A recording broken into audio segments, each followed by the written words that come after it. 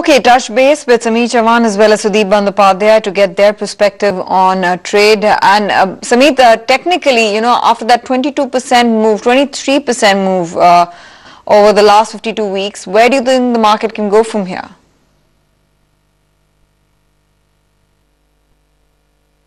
Yes, as you rightly pointed out, Nifty has already rallied quite a lot in last 3 months. We have seen a relentless rally of nearly 1300 points without any major correction.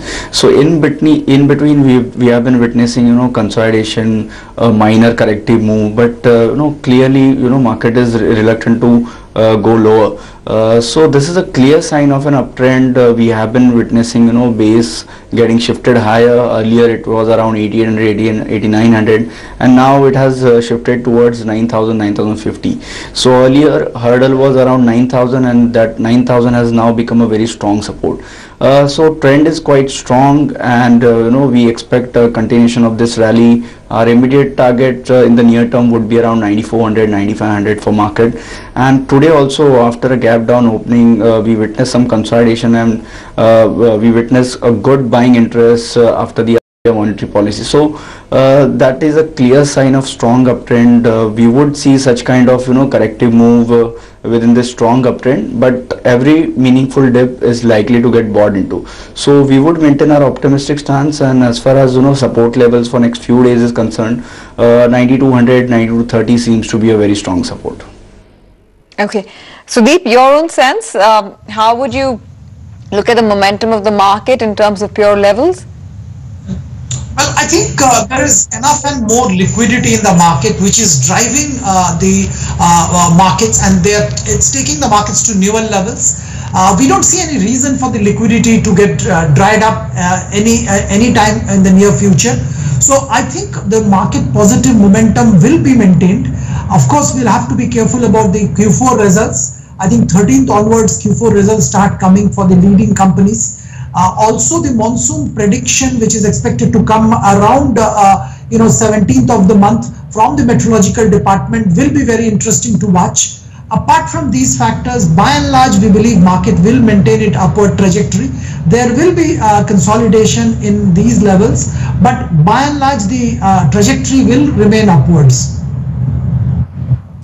Okay, before anything else, Sudeep, the talking point of the day was really banks being allowed to invest in REITs, real estate investment trusts, which essentially offers the sector more cushion when it comes to meeting their funding requirements.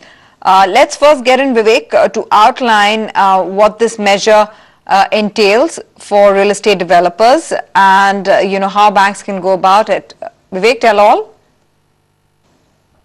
Well, in continuation of the government's policies and the RBI's policies to actually make REITs and InvITs both more investor friendly, the SEBI had earlier requested the RBI to actually allow banks who are having surplus liquidity with them currently, to allow banks to actually invest some amount of the portion of the proceeds into both REITs as well as InvITs. Now, if you're looking at it, what the RBI has done today along with the policy statement was that they have allowed banks to actually invest in REITs as well as InvITs to the extent of almost 20% of their INOF, that is the new owned funds. Now, if you look at this, it's a very, very positive move as far as real estate companies as well as infrastructure companies are concerned, given the fact that once a bank or once a institution like a bank enters into the real estate fund or the real estate investment fund, it becomes a very, very safe investment as far as foreign investors are concerned. This will actually help bring in more foreign money, as foreigners will look into the fact that banks are now being allowed to invest into real estate assets within the country. So looking at it, some of the stocks immediately post the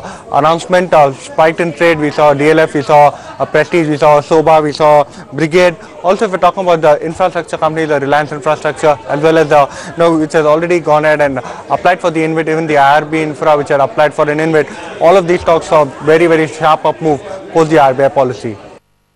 Okay, Vivek, thanks very much for that. Sudeep, come in on this aspect and also characterize the nature of the rally that we are seeing in real estate. When the likes of a Unitech start moving, or Parsana developers, aside of course, DLF, which is doing what it is to clean up its balance sheet, and some of the good names in Godrej Properties as well as Oberoi Realty, one needs to take a step back and understand whether there is something that is fundamental fundamentally driving the interest in the sector, something structural? I heard on the street that there's going to, with the real estate regulator coming in, investors are more optimistic about the cleanup in the space, and add to that, REITs is making funding easily available. Tanvi, you're right, absolutely. I think there are lots of positive developments which are happening. But remember, these positive developments are structural in nature, and they will take some time before you can see the fruits of these developments in the balance sheet or the P&L of the companies. You mentioned RERA. I think that's a completely outstanding development. Eventually, that will bring back credibility to the real estate business. And investors, both domestic as well as international, will be very comfortable investing in companies once the developers become RERA compliant. And as we are all aware, different states are going ahead and implementing RERA. So it's a very good development, but I don't think it's going to make a change immediately. Of course, this will ensure that the men are separated from the boys. Obviously, the good companies will become valuable, and they will attract investments. Even the permission for the banks and other institutional investors to invest in a real estate investment trust is a definitely welcome development.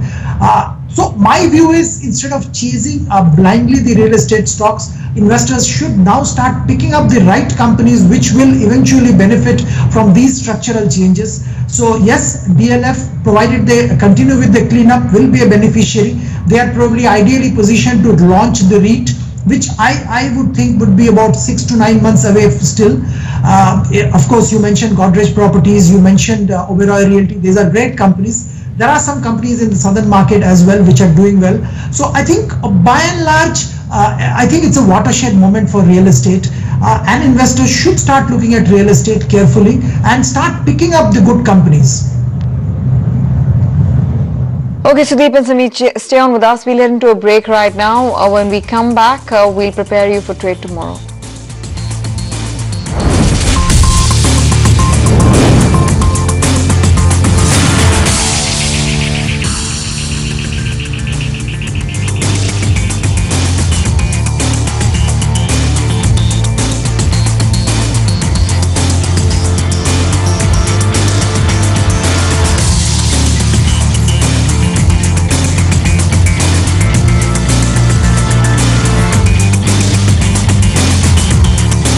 Welcome back. Still watching Markets Tomorrow right here on ET. Now, Reliance Industries was also a stock in focus. And Sudeep, where does it go after having added nearly $13 billion from the start of the year till now? 1 lakh crores in market cap, 1440 for Reliance. What next? Well, Tanvi, I think, I had mentioned in your show earlier, Reliance market didn't properly value the Reliance Jio business. The moment the Jio monetization, announcement was made, I think market starting and getting a whiff of the, the value which they were missing out. Even now, our belief is that it's still some way to go. Very clearly, our expectation originally, once the schemes were announced, is that they will retain about 40 to 50% of the customer base. But now with 70% plus customer base already retained and more coming, the calculations needs to be revised, and I won't be surprised if they reach a EBITDA break-even in the Jio business itself in this fiscal. So that should be a significant positive. Also remember the retail business, which is inside. They're the largest retailer in the country. That's not yet getting valued. So I think there are pieces within Reliance which is not still fully valued. So it still has got some upside. Yes, there may be some temporary correction here and there, but if somebody is a long-term investor with 1 year plus time horizon, they still can get into Reliance. We have a target of 1600 on Reliance. Okay. Would you say the same about L&T? The big one from the engineering space has started to move. Do you think the market is pricing in that, it's the sum of parts would be adding up with all sectors that they have exposure to contributing? Absolutely right, Tanvi. In fact, I've been maintaining this view that somebody wants to play defense, they should look at L&T. Somebody want to play the infrastructure, build which the government of India is proposing. They should probably look into L&T. So I think you're absolutely right. The sum of parts and the businesses which L&T has a much bigger value than what the market is giving it. And if the economy starts moving in the way the government is making efforts to ensure it moves, and the infrastructure build really picks up, I think they are going to be the biggest beneficiary. Also, as I mentioned, as somebody wants to play defense, they should definitely look at L&T. So yes, at current valuation, it can be bought, but remember the time horizon should be slightly longish because it had moved up quite a bit pretty quickly. So there can be some correction, some profit taking somewhere down the road, but long term, it's a great buy even at current levels. Morgan Stanley is very bullish on Eicher Motors, and why not? The stock has not disappointed investors at any stage of the up move or the rally that we are witnessing. In fact, I remember about 6-8 months back when it came down to 18,000 odd. If you can bring up the 52-week chart of Eicher Motors for the benefit of our viewers, I just want to outline how this one has bounced back from that mark. There you go. Yeah. So roughly same time last year. And somewhere midway through the year when we, had that scare with Donald Trump's appointment, is also demonetization. 18,000, 20,000 is where the stock came by, tapped around that range, and then rebound from there, closing just shy of 26,000 in trade. Bajaj Auto is the other one that they're very bullish on. They maintain a strong overweight on that counter as well. I think primarily led by what may come on the export side of the business and also their BS4 compliance. What's the call on both these names, Sudeep? I think, Bajaj Auto is a great company, but I'll be a little cautious. You would have heard the management commentary on the performance and the way things have moved post demonetization. I think they are under a little bit of pressure on account of demonetization. They also believe that most of the other guys should be under pressure. Also, I will be a little cautious because some of the export markets where they were doing pretty well have been hit, unfortunately. Nigeria is one market where they were doing pretty good. There are some issues in Nigeria, nothing to do with Bajaj Auto per se, but the Nigerian market, the Nigerian currency. So they are under a bit of a pressure. It's a great company, but maybe the time is not right to buy. I'll wait before I recommend a buy on Bajaj Auto. Eicher Motor definitely is a buy. Look, I think they are having a completely different strategy. I think it's a great company. They're improving performance. They're increasing the numbers. All that is good. But apart from that, they are now targeting the international market. They are moving into newer geographies, which has got significant potential. The management is focused on building that business, and they are concentrating on that. And I think this is a great business. It can be bought at the current levels. Of course, the usual rider that don't look at profit tomorrow morning, wait for 6 to 12 months. You will make money in Eicher Motor, even buying at current levels. Okay. And the trend line suggests the same. Before we wrap up, Sameet, help our viewers with strategies to approach trade tomorrow.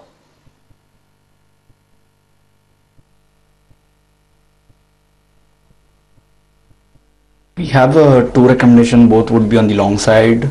First one would be from the PSU banking space, Canara Bank. If we look at the overall daily chart, the stock has already given a breakout on a closing basis. Today we witnessed some consolidation in the stock, but it would be a very good buying opportunity considering at least a near-term perspective. We expect the stock to move towards 330, which would be a near-term target. Stop loss can be fixed around 297. Other buy call would be on Container Corp, which has a good price volume breakout today itself from a resistance of 1020 with humongous volumes. Thus going ahead, we expect the stock to climb towards 1110, which would be a near-term target, and stop loss now can be fixed around 1022.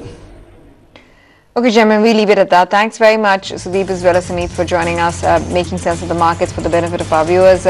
We'll wrap up the show, catch you with the markets as always tomorrow morning at 8 a.m. That's when your appointment is with us to catch your daily market action. But as we also wind up, I want to leave our viewers with a slice of an expert opinion coming in from Ajay Srivastava of Dimensions Consulting. Even today, after a 40% rise, Reliance is still perhaps the cheapest stock in the market. Jio has been a disaster for the shareholders. Now question is, from now to the next 5 years, what is Jio going to do? I very much doubt that it's going to add great value. The logical choice is that you would own the top, at least the top performing bank, maybe an HDFC bank, maybe a Yes Bank. I think that would be the logical choice, that performers will perform again. In 5 years time, most of the nationalized banks would look like MTNL, BSNL.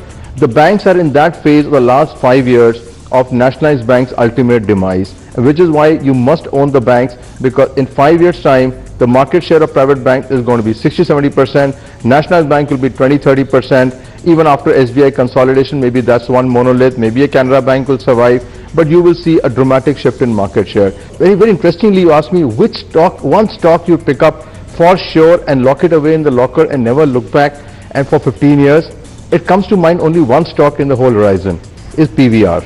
It is relentlessly growing with a phenomenal promoter and who's young and very healthy. I think if I would put my money on it, I would put money on the stock. Buy it, lock it, 15 years wise, it will beat every single thing in the market.